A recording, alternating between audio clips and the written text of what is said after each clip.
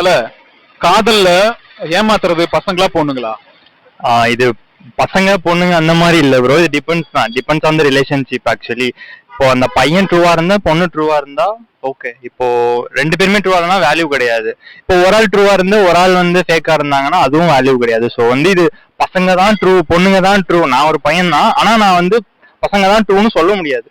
So depends on the relationship. ஆமா. இப்போ சில பொண்ணுங்கெல்லாம் பார்த்தோம்னா நம்ம மெசேஜ் பண்ணியிருக்கோம், ஆ ரிப்ளையே கொடுக்க மாட்டாங்க. ஆ பார்த்துருக்கீங்களா? அந்த மாதிரி பார்த்துருக்கேன். ஆ அப்ப அதுக்கெல்லாம் என்ன காரணம்? இப்ப நானே லேட் ரிப்ளை தான் கொடுப்பேன். ஸோ அதனால இதுக்கு நான் ஆன்சர் எப்படி சொல்றதுன்னு எனக்கு தெரியல. மேபி அவங்களுக்கு ஏதாவது பிரைவசியா ஏதாவது இருந்திருக்கலாம். ப்ரியாரிட்டி அப்படிங்கிறது இம்பார்ட்டன்ட். அது ஓகே.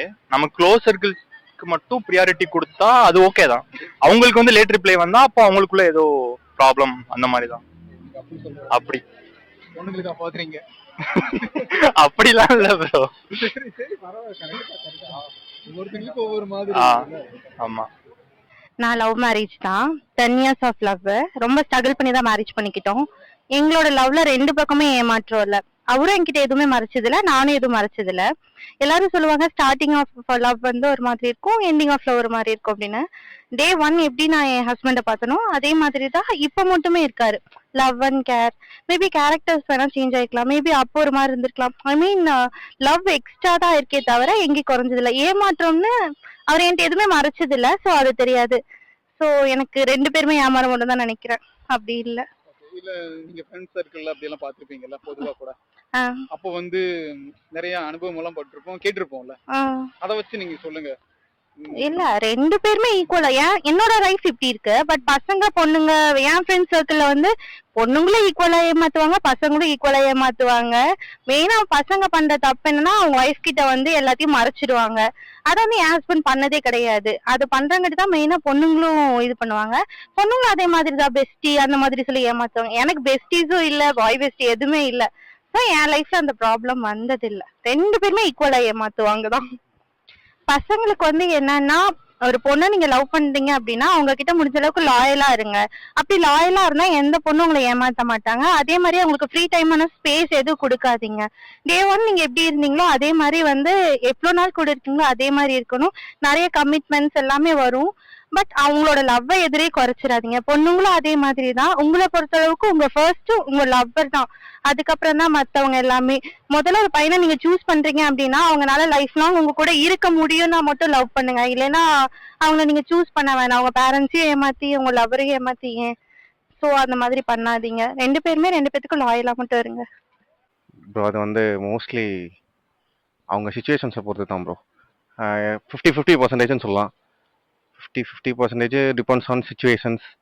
அதுவும் இந்த ஜெனரேஷன்ஸ்லாம் ஹூக்கப் ஜெனரேஷன்ஸ். நிறைய பேர் சைட் சிக்ஸ்லாம் வச்சுக்கிட்டு சுற்றிட்டு இருக்கானுங்க.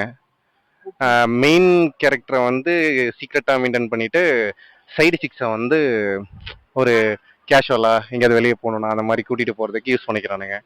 ஆமாம், கேஷ்காக எங்கேயாவது அவுட்டிங் போகணுன்னா கூட ஒரு கெத்தாக ஒரு பொண்ணு வச்சுக்கணுமேன்ட்டு சுற்றிக்கிறதுக்காக அந்த மாதிரி ப்ரோ. வேற அதுக்காக ஒரு சீட் பண்ணுற மாதிரின்னு சொல்லிக்கலாம். மோஸ்ட்லி பசங்களை எப்பவுமே விட்டு கொடுக்க முடியாது ப்ரோ. அவனுங்களும் இறங்கி நின்று அலாசுவானுங்க. கடைசி நேரத்தில் பிள்ளைங்க சொதப்பிடும். ஆனால் இந்த காலத்தில் பிள்ளைங்க வந்து ரொம்ப மாசாவே இறங்கி நின்று செயல்படுறாங்க. பசங்க கொஞ்சம் பேக் அடிக்கிற மாதிரி ஃபீல் ஆகுது இப்போ. மேடம், லவ் பண்ணும்போது ஏமாத்துறது பசங்களா பொண்ணுங்களா? பசங்க பொண்ணுங்கன்னு சொல்ல முடியாது, டிபெண்ட்ஸ் தான்.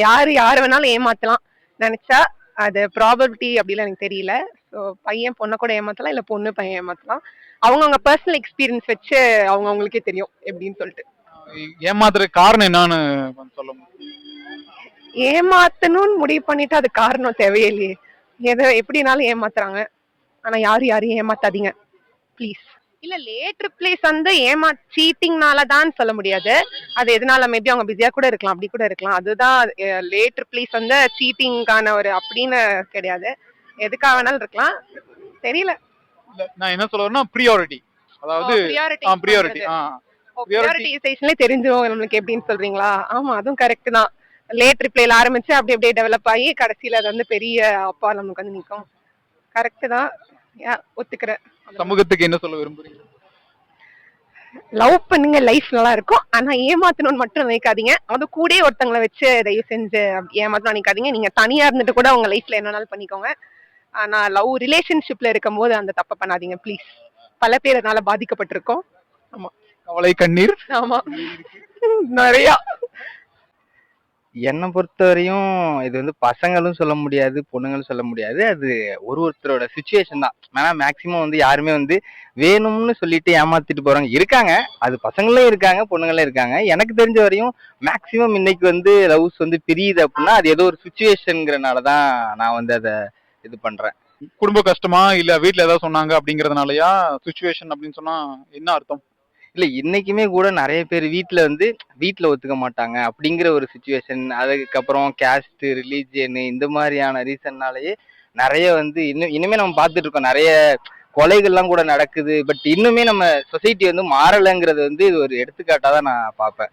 அப்போ லவ்வே பண்ணக்கூடாதுல்ல, இதெல்லாம் பாக்குறவங்களா இருந்தா? இல்ல பண்ணக்கூடாதுன்னு இல்ல. பட் இது வந்து எப்படி சொல்றது, உண்மையான லவ் அப்படின்னா என்னை பொறுத்தவரை என்னன்னா என்ன ஆனாலும் ஓகே கூட இருக்கணும். ஸோ அதுதான் வந்து கரெக்ட். ஸோ அதுதான் நான் பார்க்கற விரும்புது. அந்த மாதிரி இல்லையே, அதான் எங்க கேள்வியே. அதனாலதான் சொல்ல வரேன், சுச்சுவேஷன் தான் காரணம். ஏன்னா இப்போ வந்து நான் பெட்டரா நீ பெட்டரான்னு சொல்றதை விட அந்த சுச்சுவேஷனால தான் பிரிஞ்சு போறேங்கிறது வந்து ஒரு ரியாலிட்டியா இருக்கு இங்க. ஸோ அப்படிதான் நான் ஃபீல் பண்றேன். லவ் பண்ணும்போது ஏமாத்துறது பசங்களா பொண்ணுங்களா? உங்களுக்கு என்ன தோணுது சார்? அது வந்துட்டு பசங்க பொண்ணுங்கன்னு சொல்ல முடியாது. அது டிபெண்ட்ஸ் ஆன் பர்சன் தான். அவங்க ரிலேஷன்ஷிப்ல என்ன நடந்திருக்கோ அந்த சிச்சுவேஷன் பொறுத்து தான் அது நடக்கும்னு நினைக்கிறேன். ஆமா. ப்ரியாரிட்டி வச்சு நம்ம ஒருத்தங்க வந்து ஜட்ஜ் பண்ணலாமா, கால்குலேஷன் பண்ணிக்கல எடுத்துக்கலாமா? அதாவது அது நம்மளுக்கே ஒரு ரிலேஷன்ஷிப்ல இருக்கும்போது ஒரு அண்டர்ஸ்டாண்டிங் இருக்கும். அவங்க வந்துட்டு இப்ப பிஸியா இருப்பாங்களா இல்ல வந்துட்டு வேணும்னு இது பண்றாங்க, நம்மளுக்கே ஒரு நம்ம லவ் பண்ணும்போது அந்த வேவ்ல நம்மளால கனெக்ட் பண்ணிக்க முடியும். அதை வச்சு நம்ம கண்டுபிடிச்சு அது ப்ரியாரிட்டி கொடுக்குறாங்களா இல்லையான்னு அதுக்கப்புறம் நம்ம போய் சண்டை போடலாம். சீட்டிங் பண்றாங்களா இல்லையா நமக்கு தெரிஞ்சுக்கலாம். ஆமா, தெரிஞ்சிடும். இல்ல உண்மையா லவ் பண்ணும்போது அந்த வேவ்ல கண்டிப்பா நம்மளால அப்சர்வ் பண்ணிக்க முடியும் நினைக்கிறேன். பார்ப்பாங்க. சரியா? எனக்கும் இவங்க சொன்னதுதான். அது ஒருத்தங்களை பொறுத்தது. பசங்களோ பொண்ணுங்களோ அதெல்லாம் மேஜா தெரியாது. பசங்கன்னா முக்காவாசி பொண்ணுங்கிட்ட அடி வாங்கியிருப்போம், பொண்ணுங்கன்னா முக்காவாசி பசங்க கிட்ட அடி வாங்கியிருப்பாங்க. அதுக்கு மேல இருக்கிறது அவ்வளவுதான். மித்தபடி வேற ஒன்றும் இல்லை. லவ் பண்ணும்போது ஏமாத்துறது பசங்களா பொண்ணுங்களா? அப்சல்யூட்லி பொண்ணுங்க தான். ஏன், என்ன காரணம்? எவ்வளவு கவுண்ட் பண்ணிட்டே இருக்கலாம்.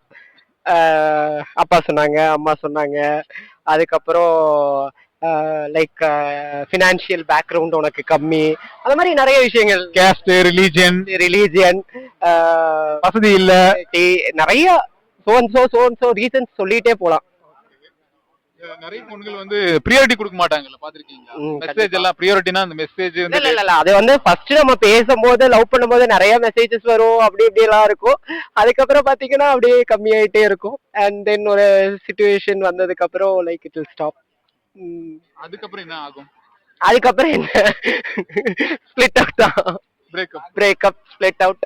அவங்க வேலையை பார்த்துட்டு இருப்பாங்க, நம்ம வேலையை பார்த்துட்டு இருப்போம். நம்மளால அப்படி கடந்து போயிட முடியுமா? கஷ்டம், பட் இருந்தாலும் போகணும். பொண்ணுங்க whatever happens life must go on, right? அதனால அப்படியே போயிட்டே இருக்கு. மேடம், ലവ് ചെയ്യുന്ന സമയത്ത് ആരാണ് ചീറ്റിംഗ് ചെയ്യുന്നത്? പെണ്ണാണോ ആണാണോ? Majority boys. കാരണം കാരണം ഉദാഹരണം എന്തെങ്കിലും ഉണ്ടോ? ഉദാഹരണം പറയാം. ഫസ്റ്റ് ഫാമിലി ഒന്നും ഒരു പ്രശ്നമല്ല എന്നൊക്കെ പറഞ്ഞ് സ്റ്റാർട്ട് ചെയ്ത് അവർക്ക് ഇൻട്രസ്റ്റ് പോയി കഴിയുമ്പം ലാസ്റ്റ് അവർക്ക് ഫാമിലി മാത്രം ഇമ്പോർട്ടന്റ്. ഓപ്പോസിറ്റ് ഇരിക്കുന്ന ആളുടെ ഇമോഷൻസിനൊന്നും ഒരു വില ഉണ്ടാവില്ല. ലോങ് ഡിസ്റ്റൻസ്, പിന്നെ പേരൻസ് സമ്മതിക്കില്ല, ഇങ്ങനെ ഓരോ കാര്യങ്ങൾ പറഞ്ഞ് ലാസ്റ്റ്. പക്ഷെ സ്നേഹിക്കുന്ന സമയത്ത് ഇതൊന്നും മൈൻഡ് ആക്കില്ലായിരുന്നു. ലവ് ചെയ്യുന്ന സമയത്ത് അതൊന്നും നോക്കില്ല, അതൊന്നും വേണ്ട, റിലീജിയൻ വേണ്ട, കാസ്റ്റ് വേണ്ട, പൈസ വേണ്ട പറഞ്ഞ് ഇങ്ങനെ പോകും. പക്ഷെ ലാസ്റ്റ് അവർക്ക് ഇൻട്രസ്റ്റ് പോയി കഴിയുമ്പോ പിന്നെ ശരിയാണ്, മടുത്ത് കഴിയുമ്പോ അതാണ് നമ്മളായിട്ട് ഇട്ടിട്ട് പോകാൻ മാക്സിമം ഒരു ട്രൈ, അത് കണക്ക് നമ്മളെ ട്രീറ്റ് ചെയ്യും.